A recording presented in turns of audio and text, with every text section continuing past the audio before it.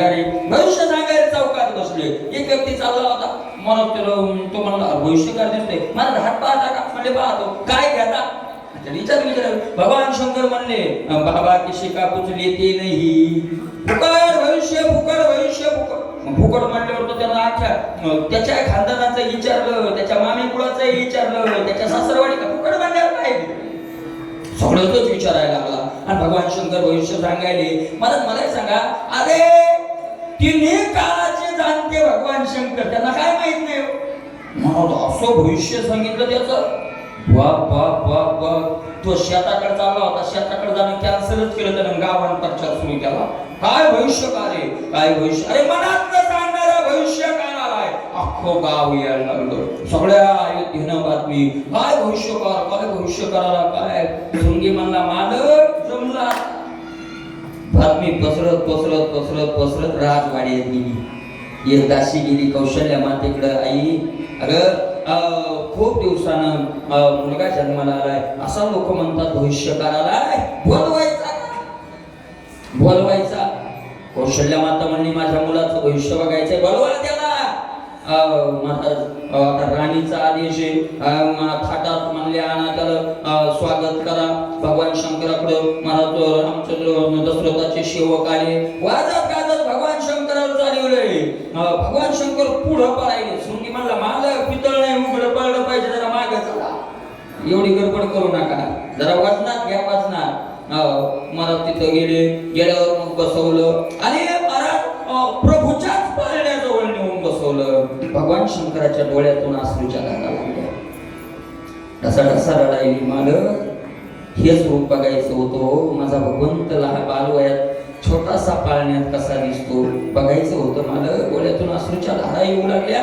महाराज ज्याचा आनंद तोच जाणला नाही, आहे का नाही? महाराज काय त्या आपल्या डोळ्यात असेल एक रुपया आहे, याचा काय आनंद आहे.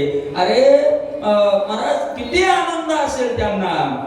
ज्ञानोबाराय म्हणतात, ज्या दिवशी माझ्या भगवंताचं मुख मला पाहायला मिळणार नाही ना, त्या दिवशी मरण आलेलं बरं. मरण आलेलं येईल मला मरण त्या दिवशी. प्राण रे गोपाये गोडिये सांगोनी, प्राण रे गोपाये गोडिये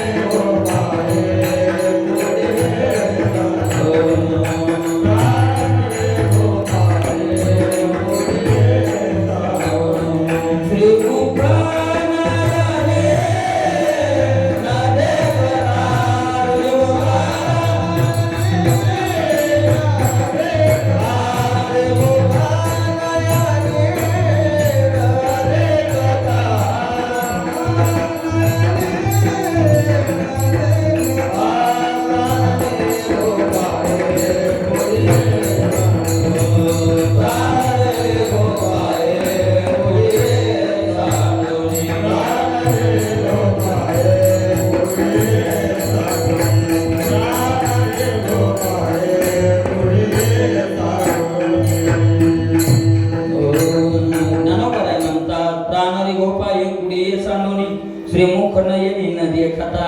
माझा प्राण जायला होतो, माझा देव मला पाहायला मिळाला नाही. महाराज भगवान शंकर आणि मग विचारलं भविष्य. भगवान शंकर माझ्याकडे लेकरू लहान लेकरू आहे आणि असं भविष्य सांगता येत नाही, त्याला माझ्या मांडीवरती. ठीक आहे म्हणाले, घेतलं मांडीवर घेतल्यावर भगवान शंकरानं हात नाही पाहिला. भगवान शंकरानं पाय धरला आणि आपल्या डोक्याला लावू लागली. कौशल्या माता म्हणली, विचित्र भविष्य काय, सगळे भविष्य हात पाहते, तुम्ही पाय काय डोक्याला लावितोय. शृंगी म्हणला, माझा हात बोलायचं नाही, आमचा माझे गुरु आहेत ते आणि एवढे भविष्यकार आहेत. अरे हात पाहून तर कोणी भविष्य सांगल, माझा गुरु पाय पाहून भविष्य सांगितो. शृंगी रांगी सपाती का पाय लावू लागले डोक्याला, पायाचं दर्शन घेऊ लागले. प्रभूच्या पायाचं दर्शन घेतात. महाराज सांगा मला गोष्ट. भगवान शंकर सांगले, समाधी लागली. भगवान शंकराला दर्शन घेतलं, समाधी लागली. महाराज शृंगीनं जागा केलं, म्हणजे अशी वेळ विचित्र करू नका, भविष्य सांगा, समाधी लावू नका. मग आले पुन्हा देहावर आले आणि महाराज भविष्य सांगू लागले. अगं कौशल्य, खूप जन्मात पुण्य केलंय तू. त्यावेळेला हा मुलगा पोटे आपल्याकडे मनाचे त्या माता माऊली भजन म्हणायला नाही की तवा म्हणते ते अभंगले कोण राहते बाय बाय भजन म्हणतात मस्त माता माऊली भजन म्हणतात ना उन्हाळ्याची अशी बसले बाहेर ते लग्नाची गाणी किती नसली की मग ते लग्नाची गाणी ते वेगळे त्याचा स्वर एकच पण आहे गावात त्याला एकच येते काय राग एकच राग एकच आले त्याला नवगरीच्या बाप असं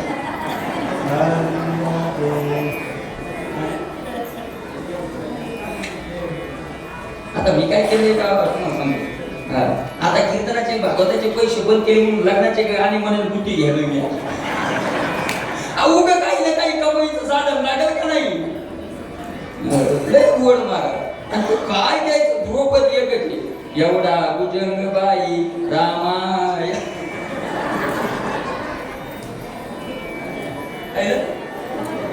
हे गोविंद महाराज पाहिजे त्यासाठी खेड्यात राहणं लागत आहे आनंदीत राहून येत असतंय रामकृष्ण समोर तुमच्या घरपेक्षा कसं झालंय रे चांगलं चांगलं नाही ते असतं ते पूर्वीपासून परंपरा आणि म्हणतात पण अभंगही म्हणतात माणूस अभंग माता माऊलीच्या अभंग ध्यान देऊ नका खूप गहन अर्थ राहतो त्याच्यात ते पहिलं जुन्या माता एक अभंग म्हणायचे काय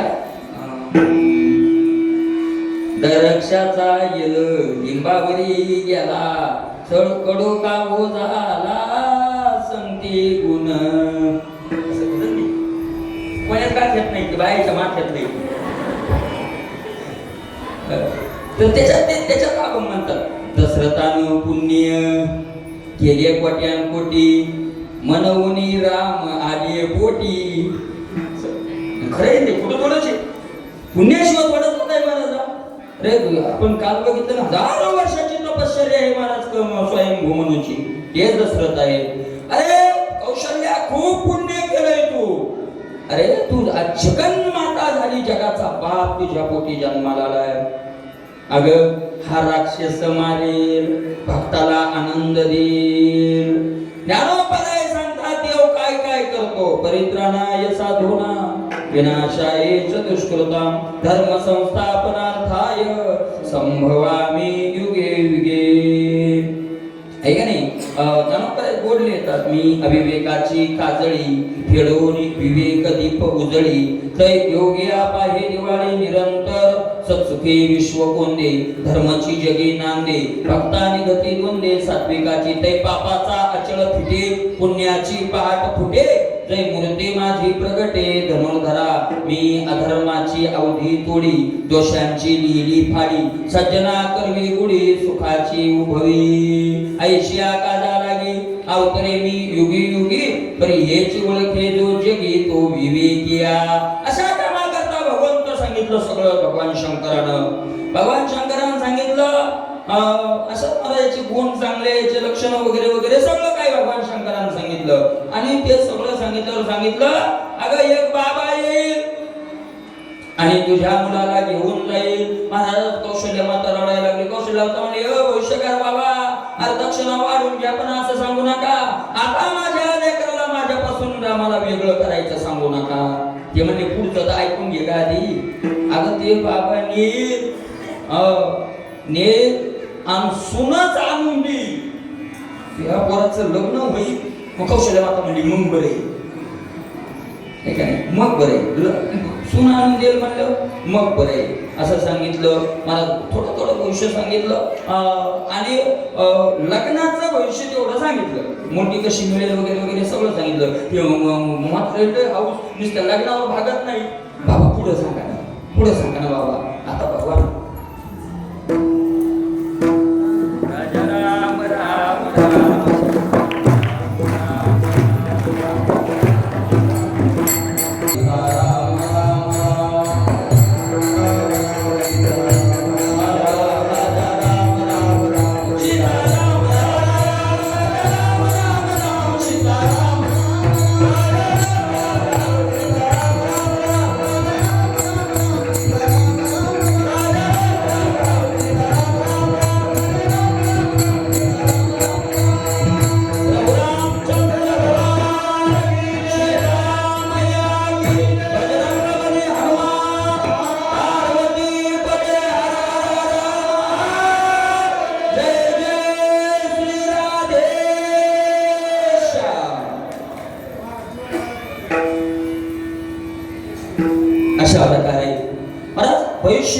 लग्नापर्यंत भगवान शंकरानं सांगितलं. पार्वती कौशल्य माता म्हणायला लागली, बाबा अरे लग्नापर्यंत भविष्य सांगितलं पण पुढचं भविष्य सांगावं. भगवान शंकराला माहिती होतं पुढचं भविष्य सांगायला जमणार. जर आताच हिला सांगावं की तुझा मुलगा 14 वर्ष वनवासाला जाणार आहे तर आईला वेदना होती आणि आजपासून दुःख देण्यात काय अर्थ आहे. म्हणून सांगितलं, अगं सगळंच काय एकाच भीती विचारून घेते काय, मी येतच राहणार आहे. आता राजाला मुलगा झाला, येतच राहणार आहे आणि नेमके 4-5 दिवस लेकराला झाले, त्याच्या हातावरच्या नीट रेषा दिसत नाही. बघूया पुढे सांगूया असं म्हणून भगवान शंकरानं वेळ टाळली. महाराज पण मांडीहून यायला तयार नाही. शृंगी कानात म्हणला, देवा असंच असतंय का, आपलं पोट भरलं की झालं, तुमचा चेला झालो, तुमच्या संघ आलो, तुमचा प्रचार केला, लोकांना जाहिरात केली, माझे गुरु असे माझे गुरु तसे, आणि देव जगाच्या बापाला मांडीवर घेऊन बसले, गरीबाच्या मांडीवर द्या थोडस, माझी इच्छा आहे माझ्या मांडीवर द्या. भगवान शंकर म्हणले, सोडा वाटत नाही रे, सोडा वाटत नाही, हा सोडा वाटत नाही. एकदा महाराज भक्ताने एकदा देवाला धरले की पुन्हा सोडित नाही. आपलं कसं आहे, आपलं महाराज आकड्या टाकलेलं लाईटासारखे. काही काही लोकांनी मीटर नाही घेतलेलं, काय टाकलेलं आहे आकडा. लाईट लागत नाही असं नाही, पण हवा आली की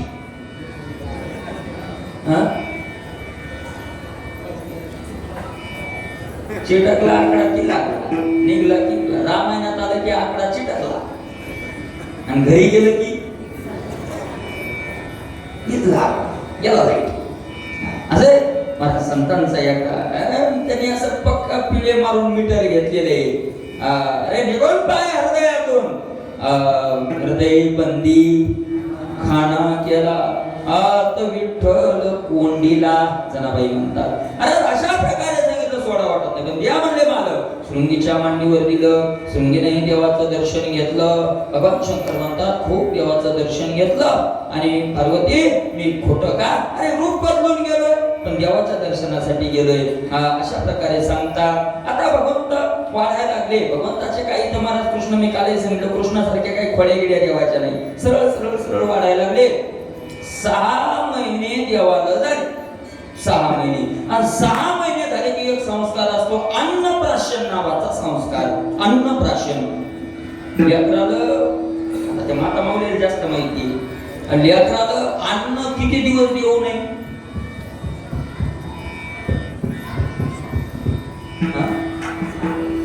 6 महिने. 6 महिने आईचं दूधच पाजावं.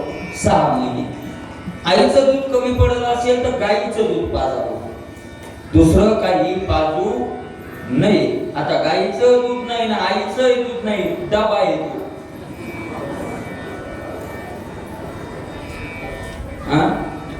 कशाचा दूध पावडर नाही घे तर काहीतरी म्हणतात, नाव माहित नाही.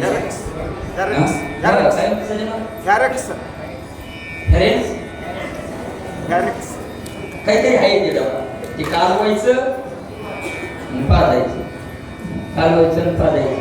हो, लहान लेकराला बाटली नका पाणी पाजत जाऊ की बाटलीत धरत नाही कळालं का.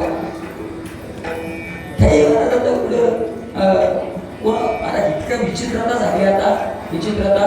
माझा एक डॉक्टर होता, त्याच्याने थोडंसं ऐकलं होतं, तर त्यानं सांगितलं होतं की उच्च डॉक्टर होता मुंबईचा, त्यानं सांगितलं होतं की सौंदर्याचा डॉक्टर होता तो, सौंदर्याचा. लक्षात आलं, सौंदर्य, स्त्रियांचं सौंदर्य कमी कसं होऊ नये याच्यावर त्याची मुलाखत होती. त्यात त्यानं सांगितलं होतं, स्त्रीला जर आपलं सौंदर्य कायम टिकावं असं वाटत असेल तर लेकराला स्तनपान करायचं नाही.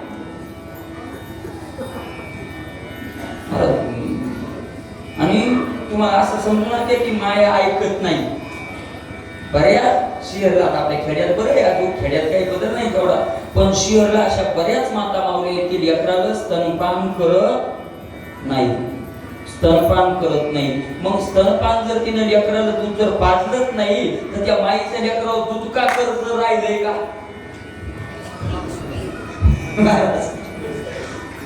तुला कर्ज राहिलंय का, आणि मग तिने काय म्हणायचा अधिकार आहे, तुला माझे उपकार आहेत तुझ्यावर, तो दूधच नाही पाजलं तर काय उपकार आहे तुझे. 6 महिने अशा प्रकारे सांगितलं. आणि 6 महिन्यात लेकराला खाऊ घालायचं. पण खाऊ एक पाठ्या दिवशी कसं नाही घालायचं, त्याचा संस्कार काय सांगू हिंदू धर्म आहे महाराज आपला. काय तुम्हाला एक सांगतो, ज्या वेळेला यवनांचं आपल्यावर राज्य आलं ना, तर यवनांनी आपल्याला वाटतं मंदिरच पाडले. मंदिरं नाही पाडले, पहिला घाला त्यांनी आपल्या संस्कारावर केला. मंदिर पाडले नाही, आपल्या आतलं मंदिर पाडले त्यांनी, संस्काराचं मंदिर पाडले यवनांनी. मला शाळेतच असं शिक्षण लेकराला देण्यात आले की पहिल्या वर्गापासून त्याच्या बुद्धीत मला हिंदू धर्माच्या विरोधात घुसवण्यात आले. पहिल्या वर्गापासूनच. आता हे आपले सगळे हिंदूचे पोरं शाळेतले ते म्हणते गीता मानत नाही आम्ही. का? शाळेतच शिक्षण तसं भेटायला त्यांना, शाळेतच शिक्षण भेटायला लागले. महाराज एवढं नाही, शाळेतल्या मास्तर लेकराला माल काढायला लावायचे. का? पैसा त्यांना म्हणून मिळायला. तसा त्यांचा आदेश आहे राज्यकर्त्या लोकांचा, धर्म बुडवायसाठी हे सगळं. आणि आपण इतके नियम उलट घालो, माल काढून फेकली काय काय. महाराज गुरुवारी राजेंद्र दास महाराज खूप मोठे महात्मा आहेत, खूप मोठे ज्ञानी महात्मा. 4 वेद ज्यांचे तयार आहेत आणि 18ही पुराणाचं ज्यांचं पारायण झालेलं आहे. 18ही पुराण. काय ज्ञानी महात्मा आहे. त्यांनी त्यांच्या जीवनात सांगितलं ते 4थी पर्यंत शाळा शिकली. त्यांनी सांगितलं मी 4थी पर्यंतच का शिकलो, त्याचं कारण महाराज आता मोठी शेंडी ठेवलेली आणि गंध लावून जायची आजोबा. मास्तरांनी सांगितलं शाळेत यायचं असेल तर शेंडी काढावं लागेल आणि गंध मोडावं लागेल, ते लागून येता येणार नाही. ते एकदाच मास्तर म्हणला, ते म्हणजे पुन्हा मी शाळेतच नाही गेलो. शेंडी जर काढायची असेल आणि गंध मोडायचा असेल तर तशी शाळाच काय करायची, काय करायचं तसं शिक्षण घेऊन, आहे का नाही, काय करायचंय महाराज. अशा प्रकारचं मला पहिला घाला आपल्या संस्कारच कमवून टाकले सगळे. कोणता संस्कार राहिला आपल्याकडे? कोणता संस्कार राहिला सांगा? कोणता संस्कार राहिला? कोणता संस्कार? 16 संस्कारापैकी महाराज आपला हिंदू धर्म एवढा श्रेष्ठ आहे. सुरुवातीला गर्भाधान नावाचा संस्कार आहे. हे विचित्र मुलं जन्माला काय येतात, तुकोबर आहे म्हणतात, माये बापी वेळा नसा दिली. तुकोबर आहे म्हणतात महाराज. काय त्याचा दोष न वेवाय चाळा, असं काही. माये बापी वेळा नसा दिली. महाराज एकादशी वर्ज्य असावी, पौर्णिमा अमावस्या वर्ज्य असावी, अष्टमी वर्ज्य असावी. गर्भाधान संस्कार येतो. गर्भ कोणत्या दिवशी आधान करायचा त्याचा संस्कार येतो. एकादशीच्या दिवशी जर गर्भाधान झालं तर तो मुलगा दुराचारी जन्माला येतो, दुष्ट दुराचारी जन्माला येतो एकादशीच्या दिवशी. म्हणून तुकोब आज एकादशी लक्षात ठेवा. तुकोबरायाचा महाराज थनकावून प्रमाणे तुकोबराय म्हणतात, शेजबाज विलास भोग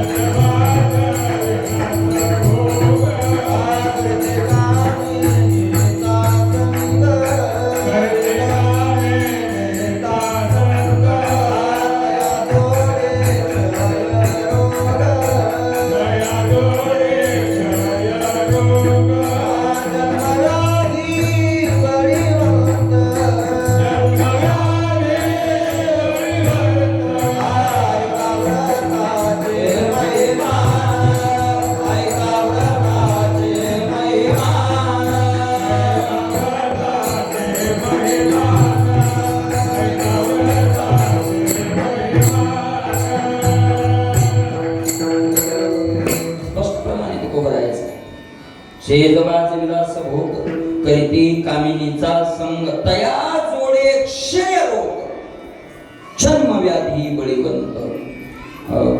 एकादशीचं महत्व सांगणारं अभंग आहे.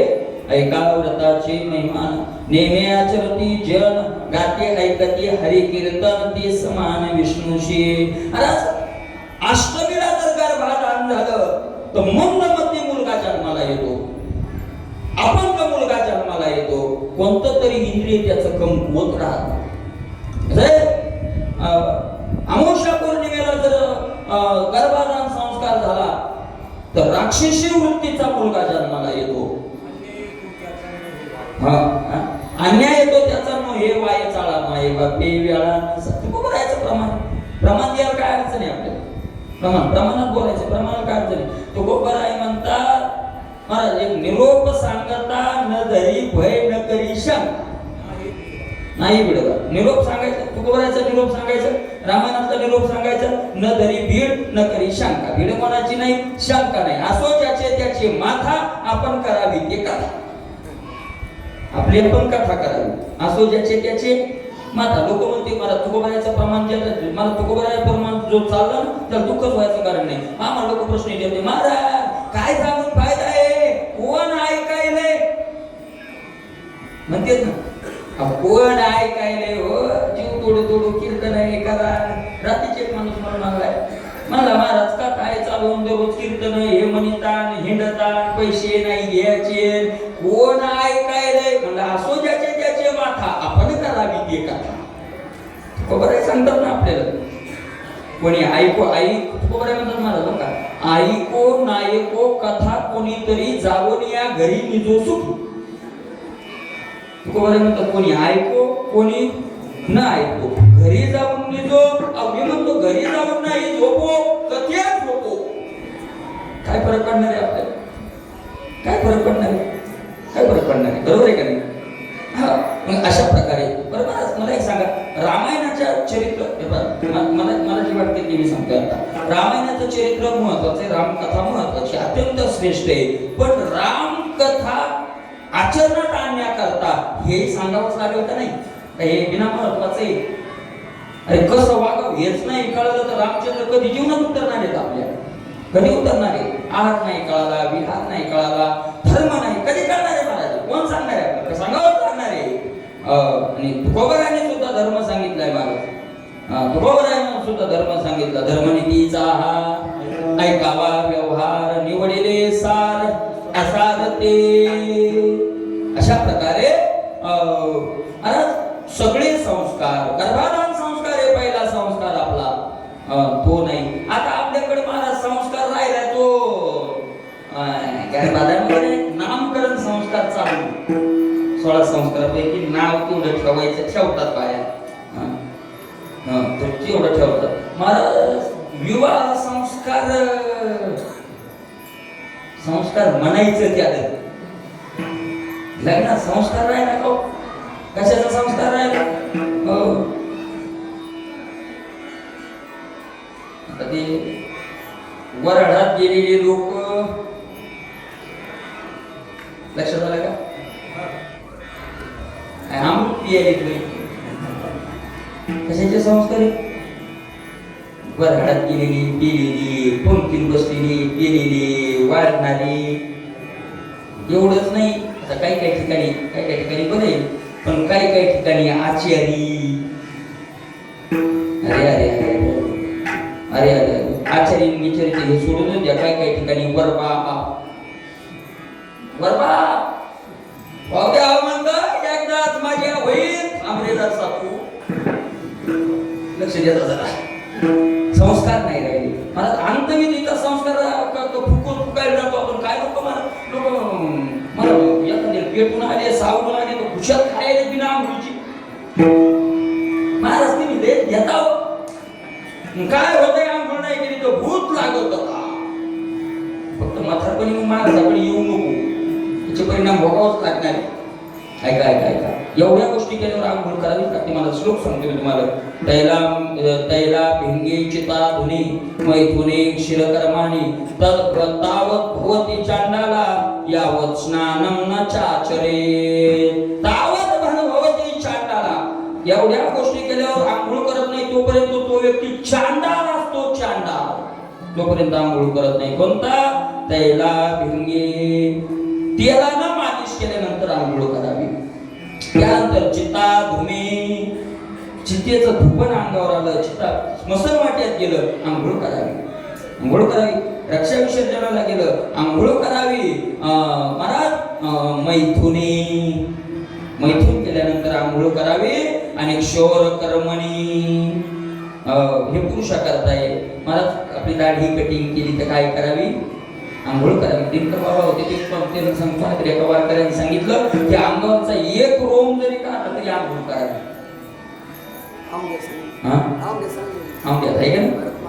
आंघोळ करावी. आणि जोपर्यंत तो स्नान करत नाही तोपर्यंत तो चांडाळ आहे, चांडाळ. त्याला कोण चांडाळ कोणाला म्हणतात माहितीये का? कुत्र्याचं मांस खाणारा चांडाळ म्हणतात. तोपर्यंत तो चांडाळ आहे, चांडाळ आहे तोपर्यंत. स्नान केल्यावर त्याची अरे वस्त्रासहित स्नान करावं का? भीती वाटावी म्हणून थोडं स्नान असतं. मला अंगावरच्या त्याला सचैल स्नान म्हणतात. कपड्यासहित काय करावं? स्नान करावं. कशाचा संस्कार राहिलाय? मला सगळेच आणि संस्कार ज्या दिवशीपासून बंद झाले त्या दिवशीपासून मग वेदना सुरू झाल्या, दुःख सुरू झालं. आपल्यालाच महाराज केले कर्म झाले, त्याची भोगा आले. कोणाच्या भोगा आले? ज्यानं केले. मला सांगा, जास्त भजे खाल्ले जर आपण तर शेजाऱ्याचं पोट दुखणार आहे का? ज्यानं खाल्ले त्याच, ज्यानं खाल्ले त्याच. एक महाराज होता, कीर्तनाला त्या दाट होते, कायच गडबडीत पळलं कुठं तरी हात मोडला महाराजाचा. आता हात मोडल्यावर मग तो पिचला, त्या पलस्टर केली. पलस्टर केल्यावर मग तो हात गळ्या. पण महाराजाला लाज वाटू लागली. पण त्यांनी खेटाय बांधता येईल आणि कीर्तनात बी आपला गळ्यात हात लाज वाटू लागली. एक भजन्या संघ राहायचा महाराजाच्या, लक्ष देऊ नये का? एक भजन्या संघ राहायचा महाराजाच्या, मला दररोज संघ. आणि मग काय केलं त्यांनी? एक डोकं लावलं महाराजानं. भजन्यानं काय केलं? हात मोडला महाराजाचा आणि 15 दिवस गळ्यात लटकावला भजन्याच्या. बरोबर ना?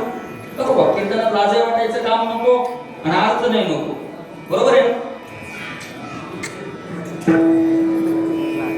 बरोबर आहे का? महाराजाचा हात मोडलेला भजन्याच्या गळ्यात येतोय का?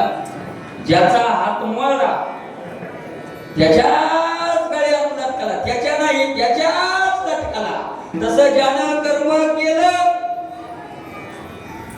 त्यानंच भोगावं, दुसऱ्यानं नाही भोगावं.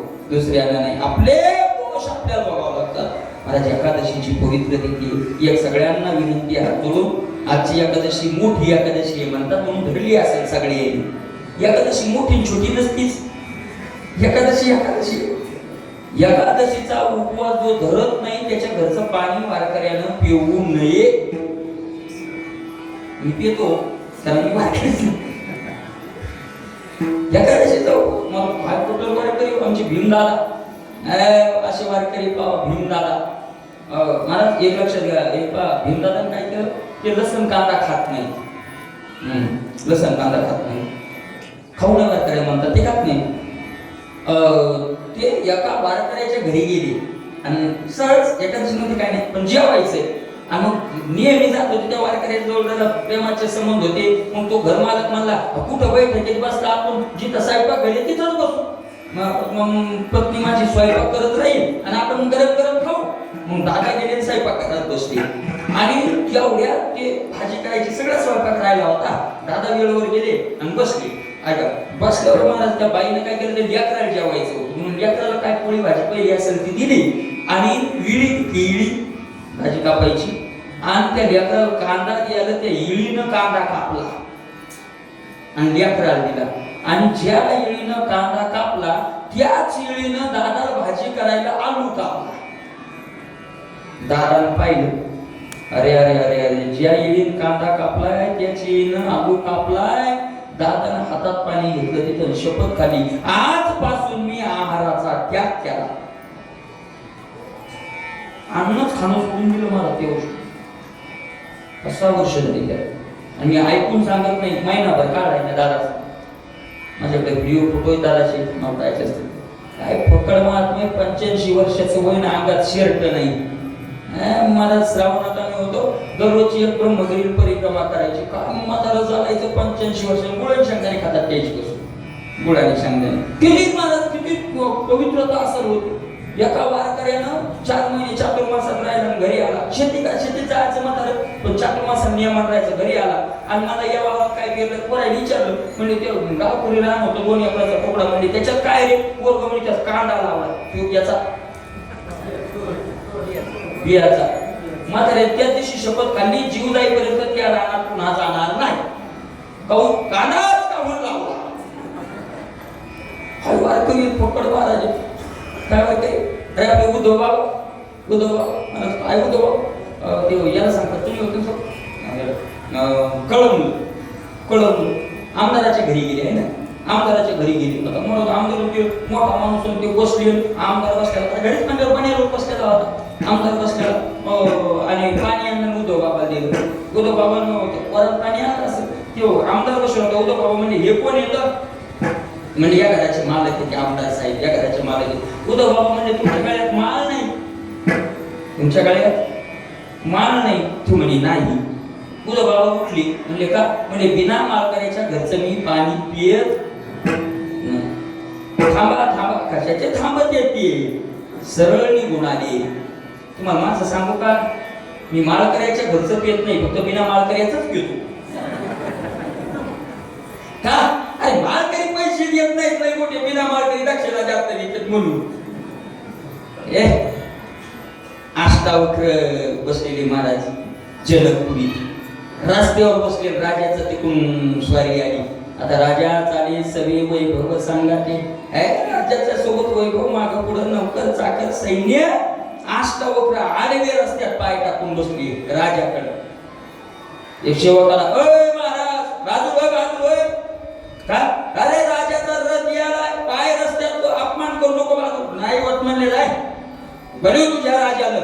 मला जनकाचा आदेश होता सगळ्यांना, साधू दिसला तर त्याला त्रास द्यायचा. साधूला जनकाचा आदेश, कारण स्वतः राजा साधू होता. साधूला त्रास द्यायचा नाही म्हणून नौकर काही बोलले नाही. आताचे नौकर असते सेवक असते तर साधू घुसरून ज्याला फेकला असता. साधूला त्रास द्यायचा. अरे मला पायला म्हणून बसले. जनकाला महाराज हात जोडतो, रथ जाऊ द्या. सांगितलं नाही आकडत पाय. जनक होते महाराज, ते जनक होते. जनकानं विचारलं महाराज पाय कधीपासून लांबवले? काय प्रश्न हो महाराज, पाय कधीपासून लांबवले? अष्टावक्रांनी सांगितलं ज्या दिवशीपासून हात आखडले त्या दिवशीपासून. मस्त लक्षात आलं तुमच्या. ज्या दिवशी हात आखडले त्या दिवशी पाय लांबवले. हात आखडले म्हणजे कोणाला काही मागायचंच नाही. ज्या दिवशी मागायचं बंद केलं त्या दिवशी बोकड्या मनात पाय लांबवले. आता काय गरज आहे कोणाची? तो राजा असो नाही त्या राजाचा बाप. हे साधूचं चरित्र आहे महाराज. साधूचं सहज त्यांच्या ऐकता गोष्टी परमार्थ पोटी दृढावे. एकादशी ध्याजावर मोठी लाणी नाही. अरे एकादशीच्या दिवशी जो अन्न खातो तो अन्न खात नाही, श्वान विष्ठा खातो. तो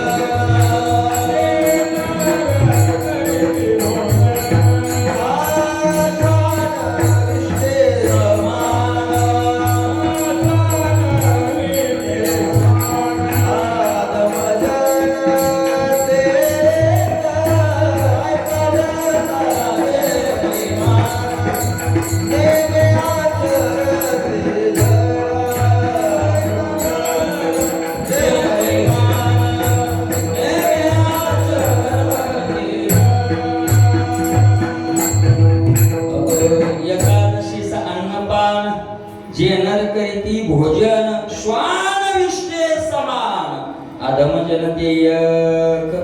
महाराज ऐका एकादशी दिवशी तर काय म्हणते, सगळे पाप एकदा देवाकडे गेले. सगळे पाप उपपाप महापाप सगळे गेले.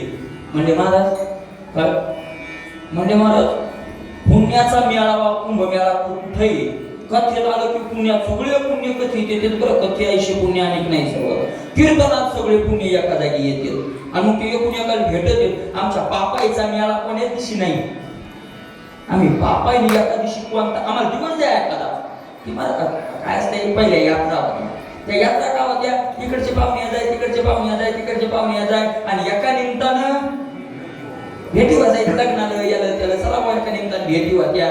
तशी एक पाप इकडं एक पाप तिकडं विचाराचं पाप तिकडं महाराज मदिरापानाचं पाप तिकडं ब्रह्महत्येचं मग त्याच्या भेटी एका दिवशी तरी नातेवाईकाच्या भेटी व्हाव्यात असा आम्हाला एका दिवशी दिवस द्या आणि स्थान सांगा आम्ही कुठं भेटावं. भगवंत प्रसन्न झाले त्याच्यावर सांगितलं काही हरकत नाही एकादशीचा दिवस देतो तुम्हाला. दिवस कोणता दिलाय? दिवस कोणता दिलाय? एकादशीचा. पाकड कथा नाही वस्तुस्थिती एकादशीचा दिवस. म्हणले देवा एकादशी पवित्र तिथून त्या दिवशी ऐकून घ्या रे. एकादशी सगळे एका जागी या जा पण कुठे नाही मग सगळे अन्नामध्ये एका जागी या जा. मग त्या दिवसापासून एकादशी दिवशी सगळे पाप कोण्या दिवशी एका जागी येतात? कशात येते? कोणत्या अन्ना? कोण्या गावचा अन्ना? अन्न म्हणजे आहार. आपण जो भाजी भाकरी खातो त्यात पाप राहतात. आणि एकादशीच्या दिवशी जो अन्न खातो तो अन्न खात नाही तर काय खातो? पाप खातो. पाप खातो. चांडाळ पटलंय संतांनी त्याला. एकादशी व्रत सोमवार करीती कोण त्याची गती होईल जया नाही देव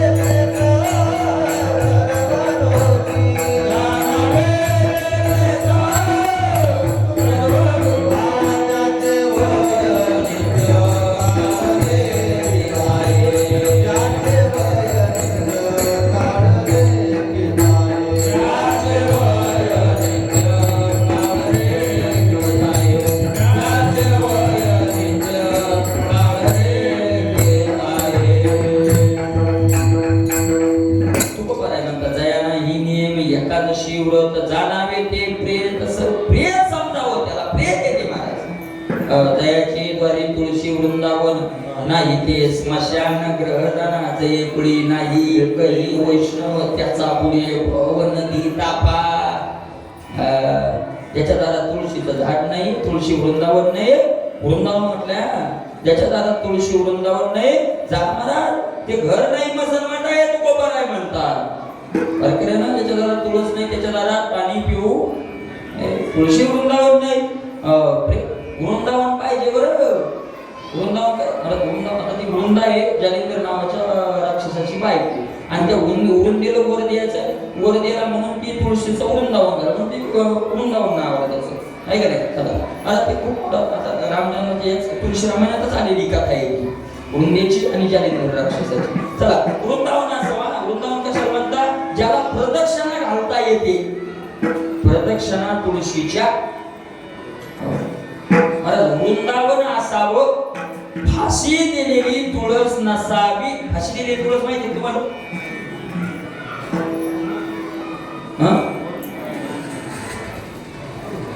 दगा लटकवल्याला एका गावात कमाल एखाद्या घरी सकाळी गण लावलं तुळशी पाणी घालायचं म्हणलं कुठे काय झाली लटकवली म्हटलं पाणीच कसं टाकावी लागेल असं वरून पाणी टाकलं तर महाराज खालून फुटकवलं बघे सगळं मातीचा अंगावर आहे. बरं माती का अंगावर येणं जाऊ दे म्हणलं आली आली पण तुळशी पाच प्रदक्षिणा घालावी पाणी घातल्यावर. आता या म्हणजे प्रदक्षिणा कशा घालू ते मला महाराज सोपं आहे काय धराटा पण फिरवा डोस त्याच्या बाजूला. तुळशी बरोबर फिरायचंच नाही डबल फिरवायचं. काय काय सोय घेणार आपल्याकडं एवढा रे घर आणि तुळशीला जागा नाही ठेवूया. तुळशीला नाही अरे ज्या घराला तुळस नाही मला वारकऱ्यांनी म्हणावं लोक मोठाला बंगला दाखवायला ते आम्हाला त्यांनी शिकायला सरपंच होते एक बंगला दाखवला आले का गॅस हा आले पैसे मागलं आणि सगळं आपण लागला मग साठाच दाखवला आता साठा दाखवायची वस्तू आहे भाऊ काही दाखवतो हे बांधलं ते बांधलं अरे तुळस कुठं ठेवली ते सांगणं हे दाखवतो ते दाखवतो देवघर कुठं ठेवलं ते सांगणं सगळं मोठा रेपवली तुळशीला जागा नाही गाडी यायला जागा आहे सगळ्याला जागा आहे नाही नाही नाही कुत्री आहे जागा पेशेल फक्त जागा कशाला नाही आपल्याकडं कसं चांगलं होईल आपण पुन्हा म्हणायचं देवानं आमचं वाईट केलं अरे काय वाईट केलं म्हणायचं देव दोषित नाही हो कारण फळ देतो देव आहे का नाही अशा प्रकारे संस्कार रहित जीवन झाले संस्कार रहित एकादशी धरावी हा महाराज एकादशीचा उपवास धरावा आणि ऐका एकादशी बरोबर सोमवार धरावा वारकऱ्यांना जे सोमवारचा उपवास धरते एकादशी धरत नाही त्याला सोमवाराचा फायदा नाही एकादशी धरते सोमवार धरत नाही त्याला एकादशीचा फायदा नाही एकादशी व्रत सोमवार एकादशी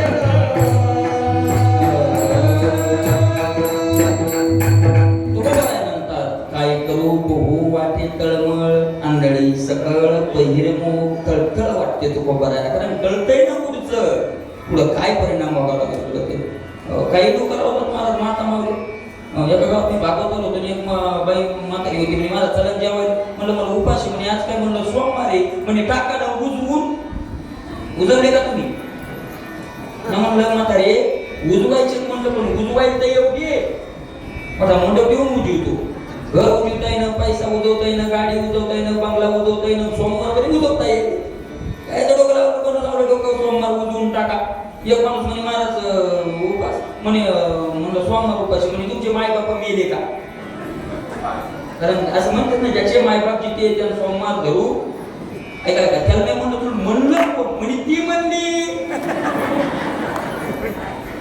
तो कोणता ग्रंथ आहे तुमच्या गावात आला होता का 4 महिन्याच्या कर्माचा तिला या फरवलं तर याचा का काळा म्हणे मायबाप जिथे तो धरू नको म्हणजे जिथे पण मायबाप आणायला पाहिजे काय डोकं लावले काय डोकं लावले मला वगैरे आता झाले त्याला जवळपास 17, 18, 20 वर्ष झाली असते एकदा बुद्ध बाबा सोबत सोमवार सोडायचं बुद्ध बाबा आपण बुद्ध बाबा सोबत टाईम आला 2005 ची गोष्ट असेल 4-5 आणि ड्युटीला दुपारचा टाइम बाबाच्या बसले ना आम्ही गेलो मी बसलो जेवायला बाबाच्या शेजारी मी बसलो होतो उद्धव बाबा म्हणले सोमवार उपास असेल ना म्हणलं नाही बाबा म्हणले वारकऱ्यांना उपास करायला जाऊ इतकंच बोलले ते ज्या आयुष्यात त्याला कुठं थोडी सांगायचं सोमवार धरावा एखादा चला संस्कार सगळे महाराज संस्कार हे ना जीवन आपलं झालंय ओट भरपाती कोण त्याची गती होईल नाही ओट भरवात लावायचा देवा लावायचा नाही देवा जायचं बाबा कोणत्या गती जायचं कोबरा म्हणतात आपल्या कानावर राहते कोबरा कोणती गती होईल मला नाही झिंटी अघोर गती होणार त्याची अशा प्रकारे संस्कारहीन जीवन आहे महाराज संस्कारहीन जीवन झालंय आपलं अन्नप्राशन नावाचा संस्कार आहे लेकराला कोण्या दिवशी अन्न नाही त्याचा संस्कार आहे 6 महिने झाल्यावर तो कार्यक्रम ठेवावा अन्नप्राशन संस्कार अरे वशिष्ठाला बोलावलं दशरथानं आणि सांगितलं महाराज आता अन्नप्राशन संस्कार त्या सगळ्या प्रकारचे रसाचं जेवण बनवलं कसा संस्कार असतो तो ऐका सगळे कडू तिखट आंबट खारट 6 रस आहेत ना कडू तिखट आंबट खारट, तुरट, हे कोणता राहिला? हा? गोड, षडरस, 6 रस. 6 रसाचे पदार्थ बनवायचे. ऐका तो संस्कार कशासाठी असतो ते. 6 रसाचे पदार्थ बनवायचे आणि एक रसाचा पदार्थ त्या लेकराच्या तोंडात. आता ते लेकरूच केवढं असं थोडंसं घ्यायचं. अगोदर गोड तोंडात, नंतर तिखट, नंतर आंबट, नंतर कडू, नंतर तुरट, आणि जो रस त्यानं आनंदानं चाखला त्या रसात ते पुढे निघणारे हे त्याचं भविष्य. गोड जर त्यानं चाखलं चांगलं आनंदानं आणि कडू तोंडात लावल्याबरोबर जिभेला जर त्यानं असं वाकडं तिकडं तोंड केलं तर समजा हे गोड निघणारे याला कडू चालणार नाही, याला सुख सहन होईल पण याला दुःख सहन होणार नाही. अशा प्रकारचं ते महाराज वशिष्ठानं तिथलं प्रभूला 6ही रस त्याच्या जिभेला लावले आणि 6ही रस चाखत असताना देवानं वाकडं तोंड केलं नाही.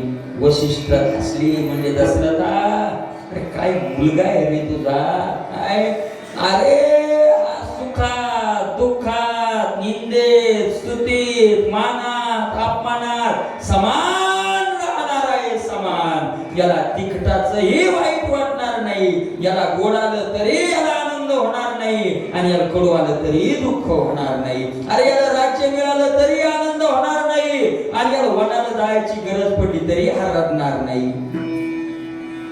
हे त्या रसातून कळालं.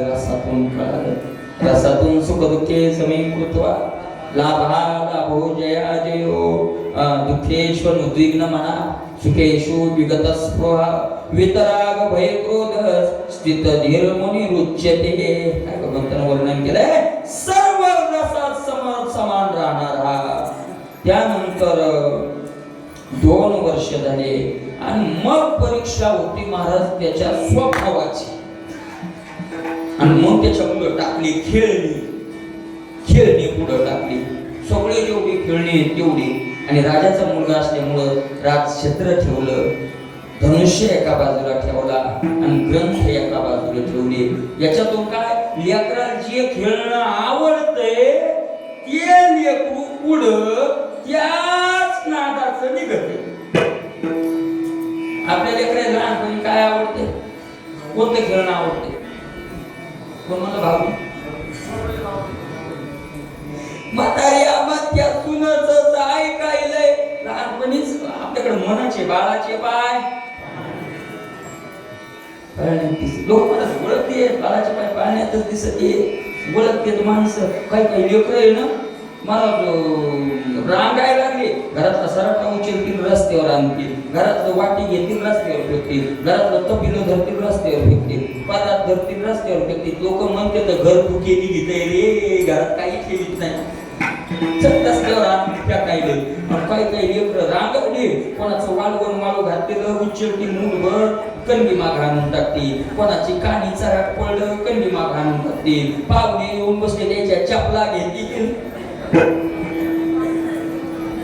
घरात आणून टाकती. माणसं म्हणते घर भरेली घेते रे, घरात साथ ठेवणाराचे घर भरीच निघणारे. याच्याकडे पैसे आले की त्या पैशाने जन्म ठेपत घेणारे. ना पंग ना तीर्थयात्रा ना भजन, अशा प्रकारचं परीक्षा घ्यायची. प्रभूच्या पुढे सगळे खेळणे टाकले. काय उचलणार. ऐका महाराज, विनोद नाही, तुळशीदासजी गोडले येतात. किती मर्म आहे या कथेत लक्षात घ्या. भगवंतानं अगोदर एका हातानं ग्रंथ उचलला आणि दुसऱ्या हातानं धनुष्य उचलला. एका हातानं ग्रंथ उचलला आणि दुसऱ्या हातानं धनुष्य उचलला. हे पाहिलं आणि वशिष्ठाच्या डोळ्यातून टपटप अश्रू पडले. राजा भाग्यवान, तो भाग्यवान. महाराज दशरथ म्हणला, महाराज अरे राजाचा मुलगा आहे, ज्येष्ठ मुलगा आहे, मोठा मुलगा आहे. अरे राज सिंहासनाचं छत्र नाही उचललं, माझं पोरग का राजा होत नाही रे. अरे राजाचं छत्र उचलायचं होतं, या पोरानं तो ग्रंथ उचललाय आणि धनुष्य उचललंय. सांगितलं राजा एका बाजूला ग्रंथ आहे आणि एका बाजूला एका हातात धनुष्य आहे. तुझा मुलगा धनुष्य चालवणार पण शास्त्र सोडून धनुष्य नाही चालवणार. अगोदर शास्त्र आणि मग शस्त्र त्याच्या हातात. अगोदर त्याच्या हातात काय आहे? शास्त्र. हे शास्त्र अगोदर त्यानं शास्त्र. अरे राक्षसही मारील पण शास्त्राच्या विरोधात जाऊन नाही.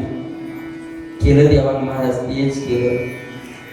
शास्त्राची मर्यादा सोडली नाही देवानं, नाही सोडली. तस्मात् शास्त्रम प्रमाणन्ते कार्यो व्यवस्थितो. भगवंत स्वतः आपल्या मुखातून सांगतात कार्य काय आणि अकार्य काय, त्याला प्रमाणभूत जर काय मानलं तर शास्त्र म्हणेल जे सांगावे. राज्य ही तृण मानावे. एका हातात शास्त्र आहे आणि एका हातात शस्त्र आहे. उचलले महाराज, दोन्ही उचलले. पण महाराज छत्र हो राजाचं छत्र. माझं पोरग राजा नाही म्हणणार.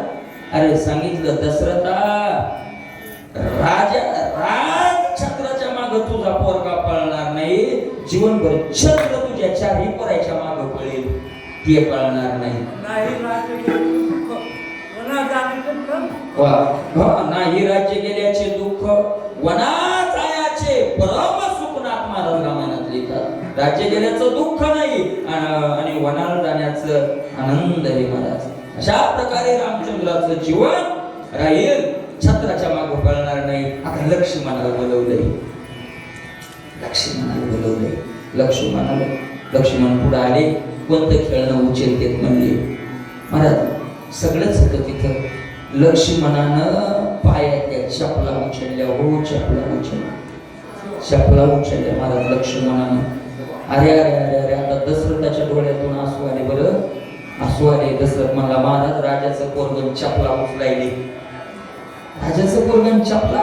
अरे राजाच्या पोरांनी चपला उचलाव्या. भूषण आहे ना महाराज, का भूषण आहे का? एक राजाचं पोरग त्यानं राजछत्र उचलायचं सोडून चपला उचलल्या. वशिष्ठ असले म्हणले राजा रडू नको रे, तो पोरग चपला उचलेल पण देवाच्या संताच्या उचली.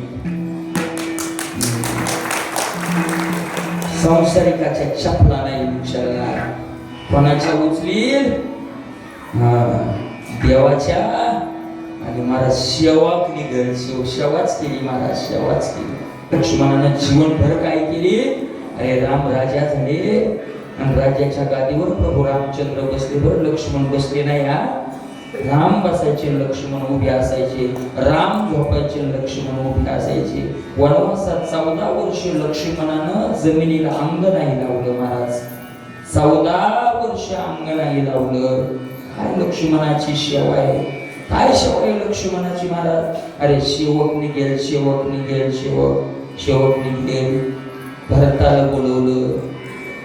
भरत आले. कोणतं खेळणं उचलतोय? भरताने खेळणंच नाही उचललं महाराज, फक्त रामाच्या तोंडाकडे पाहू लागले. काही कशालाच हात नाही लावला, कशालाच नाही लावला. रामाच्या तोंडाकडे पाहू लागली. म्हणजे याचा अर्थ काय? वशिष्ठानं सांगितलं राजा याचा अर्थ आहे तुझा हा मुलगा मनानं काही स्वीकारणार नाही. सगळं काही स्वीकारेल रे दशरथा, पण रामाची आज्ञा म्हणून स्वीकारेल. ते पाहिले तोंडाकडं माझ्या भावाची आज्ञा कशात आहे, जी आज्ञा असेल ना ती करेल. मग राम म्हणला अमृत पिता अमृत पिल. आणि एका दिवशी राम म्हणला भरता तुला विष प्यावं लागतंय, तरी तू विष सुद्धा काय करेल? आनंदानं पिल. रामाच्या इच्छेत महाराज शत्रुघ्न बोलवला. बरं शत्रुघ्न बोलवला. शत्रुघ्नानं घेतलं काहीच नाही, पण पाय झाला. म्हणजे महाराज वशिष्ठ याचा काय अर्थ आहे? वशिष्ठ सर्वगुण संपन्न महात्मा. सांगितलं काहीच नाही, हा रामाच्याच आज्ञेत राहील. पण एखादा दुष्ट जर आला तर रामाची आज्ञा न घेता त्या दुष्टाच्या कंबरड्यात लाथ घालायची म्हणते ती. तिथं ते आज्ञा विचारणार नाही. महाराज मंथरेच्या कंबरड्यात लाथ घालताना रामाची आज्ञा घेतली का शत्रुघ्नानं? घेतली नाही. रामाने विचारता मंथरेच्या कंबरड्यात लाथ घातली महाराज, लाथ घातली. असे चारही भावाचं महाराज सगळे संस्कार चालत होते. पुढं प्रभू आनंदानं महाराज दशरथ असं वर्णन केलं. रामचंद्र रामचंद्र प्रभू आणि सगळे मुलं जन्माला आल्यापासून दशरथ राज्याकडेच गेले नाही, राज्याचा कारभारच पाहिला नाही, सुमंत कारभार पाहायचे. दशरथ विचारायचा, सुमंता, सांगितलं मालक चिंता करू नका, तुम्ही आनंदाने लेकरात राहा, राज्य मी पाहतो. काय विश्वास सुमंतावर महाराज, आणि सुमंताचा विश्वास, राजाचाही विश्वास सुमंतावर. आनंदानं चाललं होतं, सगळं आनंदात होतं. इकडं रावणाधिक राक्षसाचा जन्म झाला. तपश्चर्या, कोण आहे महाराज रावणाधिक राक्षस? हे काय सामान्य, हे बलवान झाले तर उगे झाले नाही. तपश्चर्या, कोणाचा मुलगा हे रावण, कोणतं कुळ हे